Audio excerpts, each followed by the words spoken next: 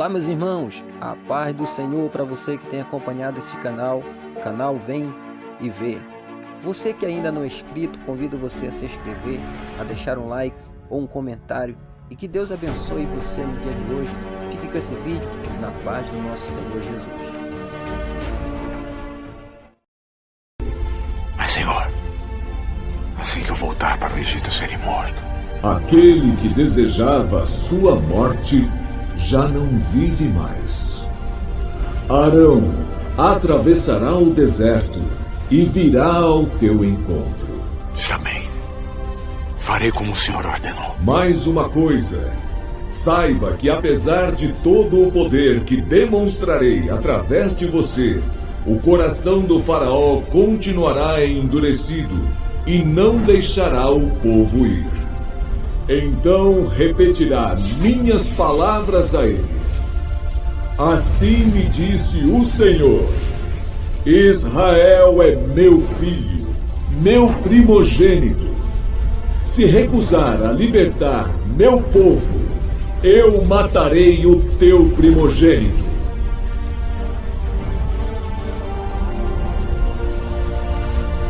Vá e cumpra a vontade de seu Deus.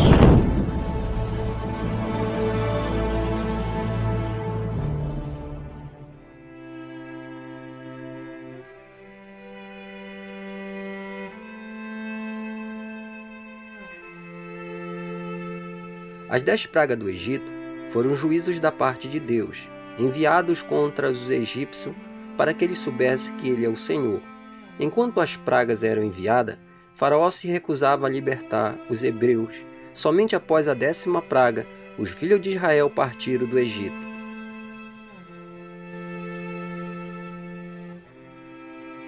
As 10 pragas do Egito foram sangue, rãs, piolhos, peste nos rebanhos, úlcera, chuva de pedras, gafanhotos, trevas e a morte dos primogênitos. Antes que as 10 pragas fossem enviadas, Moisés e Arão, com a ordem do Senhor, foram falar com Faraó, para que ele deixasse o povo de Israel partir. Todavia Deus já havia lhe avisado que Faraó não escutaria, portanto Deus colocaria a sua mão sobre o Egito.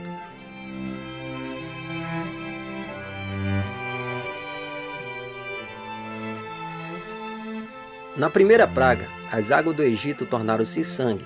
Aqui é importante saber que o rio Nilo não foi o único afetado por essa primeira praga.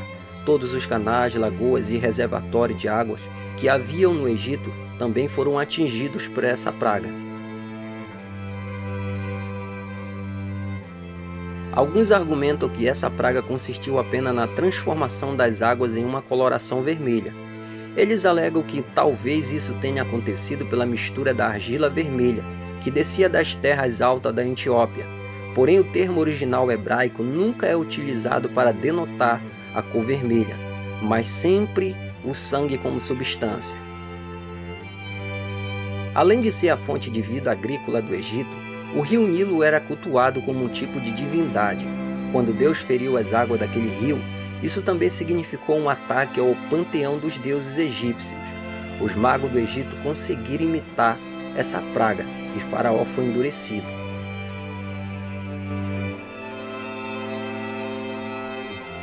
Na segunda praga, muitas rãs provenientes do rio e de todos os canais daquela terra invadiram o Egito.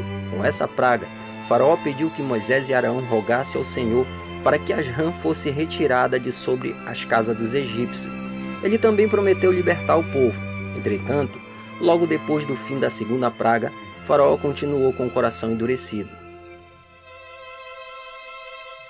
Aqui é importante saber que na cultura religiosa egípcia, as rãs representam a deusa Heket.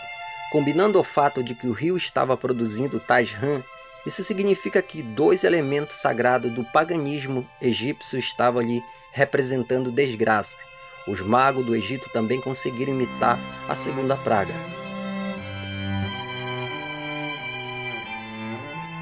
Na terceira praga, o pó da terra foi transformado em uma epidemia de piolhos que infestou o Egito. Os magos egípcios tentaram imitar essa praga, porém não conseguiram. Depois eles admitiram que estavam vendo ali uma verdadeira e intervenção divina. Apesar disso, Faraó continuou endurecido, assim como o Senhor havia dito.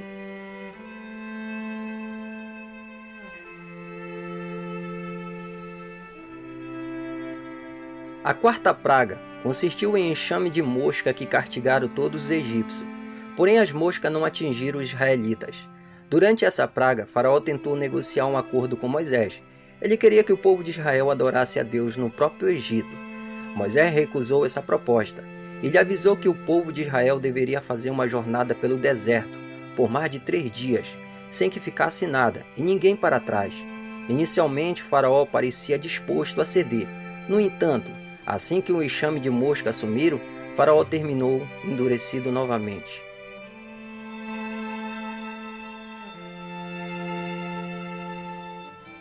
A quinta praga foi uma pestilência terrível que atingiu os rebanhos dos egípcios, que estavam no campo. Essa peste matou os cavalos, jumentos, camelos, ovelhas e o gado em geral.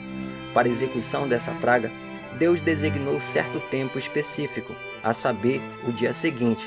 Assim como ocorreu na quarta praga, os rebanhos dos israelitas não foram atingidos.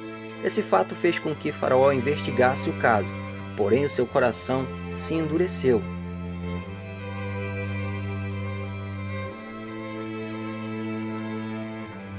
Deus ordenou que Moisés e Arão apanhassem nas mãos um punhado de cinza de forno e atirassem para o céu na presença de Faraó. Quando fizeram isso, todos os homens e animais do Egito foram castigados com úlcera, inclusive os magos que no começo das 10 pragas tentaram imitá-las. Diante de todo esse sofrimento, Deus endureceu o coração de Faraó e ele não deixou o povo de Israel partir.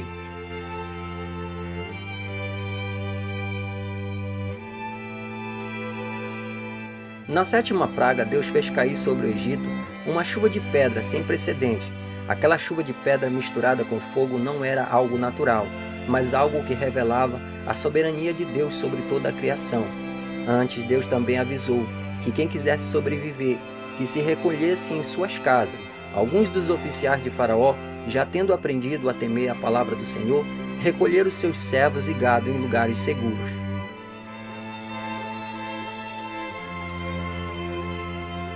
A chuva de pedra castigou todo o Egito, mas deixou ilesa a terra onde estavam os filhos de Israel. Com essa praga, Faraó implorou por alívio. Ele também admitiu uma possível culpa de sua parte e prometeu libertar o povo de Israel. Entretanto, quando a chuva de pedra parou, novamente ele endureceu seu coração.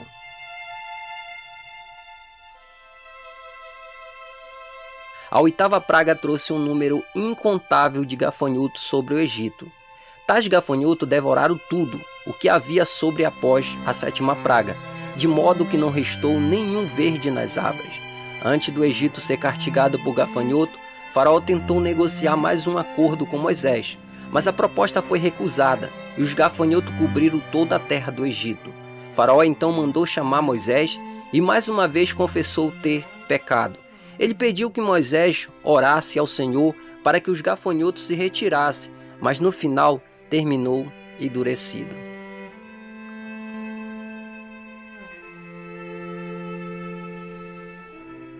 Na nona praga, Deus enviou sobre o Egito trevas espessas durante 3 dias. Não se tratava de um tipo de tempestade ou eclipse do sol, mas de trevas sobrenaturais, originadas diretamente da intervenção divina. Os egípcios celebravam a luz do amanhecer como sendo um ato de vitória do Deus Sol sobre a serpente do caos e das trevas. Quando aquelas densas trevas cobriram o Egito, isso significou uma demonstração clara da superioridade do Deus de Israel sobre o panteão egípcio. Em contrapartida, os israelitas eram o único que possuíam luz onde habitavam. Mais uma vez, Faraó tentou negociar com Moisés uma libertação do povo de Israel para ir ao deserto adorar o Senhor, mas como das outras vezes ele terminou endurecido. Faraó até ordenou que Moisés saísse de sua presença sob ameaça de matá-lo caso voltasse a vê-lo.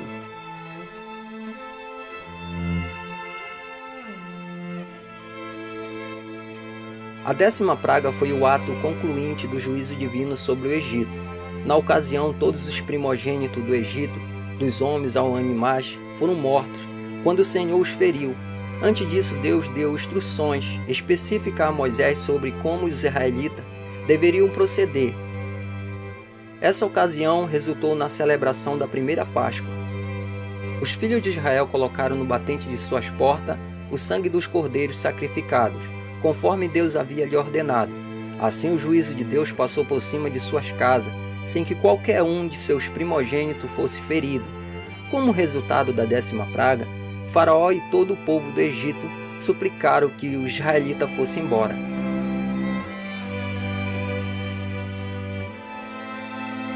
Deus enviou as 10 pragas sobre o Egito para demonstrar o seu grande poder e para que o seu nome fosse glorificado em toda a terra.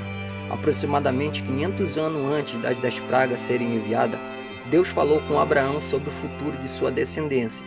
O Senhor lhe avisou que sua descendência seria escravizada, porém o Senhor haveria de julgar a nação que oprimiu. Portanto, as pragas do Egito também enfatizam que Deus é quem governa a história segundo seu propósito.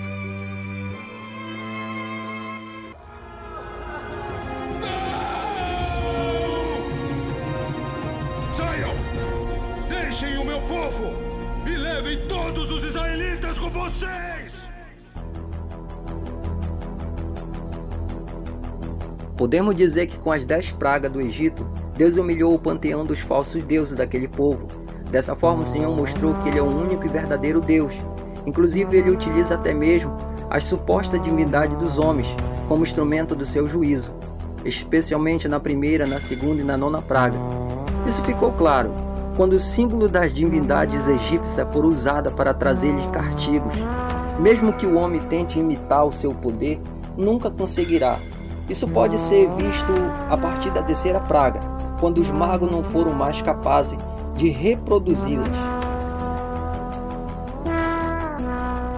Ele tem um cuidado pessoal para com aqueles que ele escolhe, principalmente a partir da 4ª praga. Podemos perceber a ênfase que é dada às condições imunes dos israelitas frente ao castigo divino. Ele é quem controla toda a natureza. Ele transforma o pó em piolhos, controlou como quis os enxames de mosca e gafanhotos, derramou chuva de pedra e fez com que densas trevas cobrissem o Egito. Ele é Senhor sobre todas as doenças. Ele fez com que úlcera castigasse os egípcios e uma pestilência dizimasse seus rebanhos. Ele é quem dá ao homem o mantimento.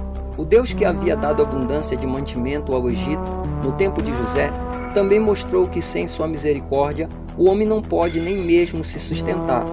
Os falsos deuses dos egípcios não puderam livrar os seus rebanhos e suas plantações quando Deus derramou o seu juízo. Ele é quem tem controle sobre a vida e a morte. Essa verdade ficou clara principalmente na 10ª praga, quando todos os primogênitos egípcios foram mortos.